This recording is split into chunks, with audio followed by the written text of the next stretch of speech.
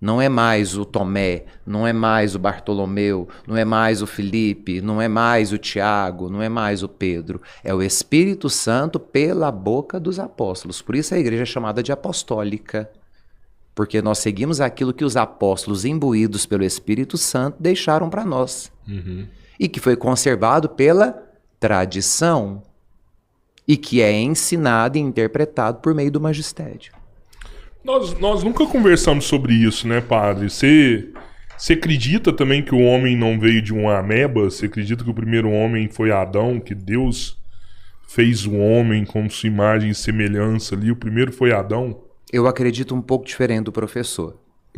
Eu não acredito que Deus tenha feito fisicamente o homem e a mulher do barro, da costela, né? Eu acredito numa linguagem metafórica a respeito disso, mas não descarta em hipótese alguma que por meio dessa metáfora o autor sagrado quer nos dizer que todo desígnio criacional passou pelo plano divino de Deus para a salvação.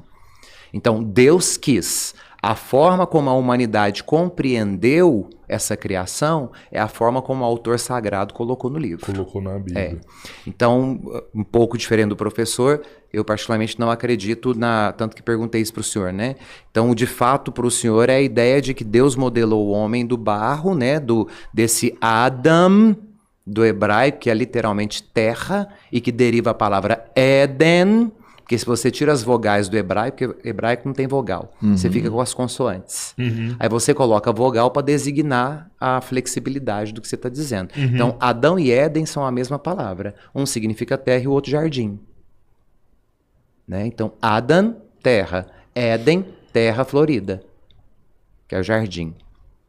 Então, o que eu acredito é que todas as coisas provêm do desejo misericordioso e salvador de Deus de criar, né? Mas eu não entendo a criação do modo como o professor diz, que Deus de fato foi lá e modelou o homem com a mão e nós já nascemos com essa figura, né? Por isso que eu perguntei para o senhor acredita que nós já fomos feitos assim?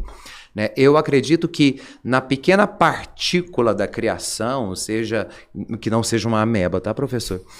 Mas na pequena partícula da criação, essa partícula chamada ser humano, criada à imagem e semelhança de Deus, ela se desenvolve dentro daquilo que é a potência de Deus. Onde Deus pode chegar, o homem também pode pela sua potencialidade. Uma vez que ele esteja ancorado no Criador. Porque a criatura não sucede e não pode ser maior do que o Criador.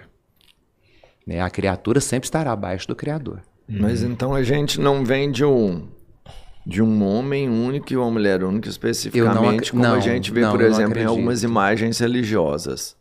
Né? O Adão ali, aquele cara com uma folha na frente. A ideia, por exemplo, que eu acredito, e aqui eu comungo um pouco da teologia própria da igreja e da teologia judaica também, né? Que tem uma interpretação cabalística sobre isso, que Adão ele representa a humanidade no todo, assim como Eva representa a humanidade no todo, e aqui nós temos a junção do masculino e do feminino, né? Enquanto essa ideia da evolução, por isso que eu perguntei para o senhor a questão da evolução, se a palavra seria negativa ou positiva, né? E entendi quando o senhor falou, né? A evolução ela é usada para definir qualquer tipo de adaptação, né, dos seres vivos para o seu ambiente. Pode ser uma adaptação para baixo, como pode ser uma adaptação para cima.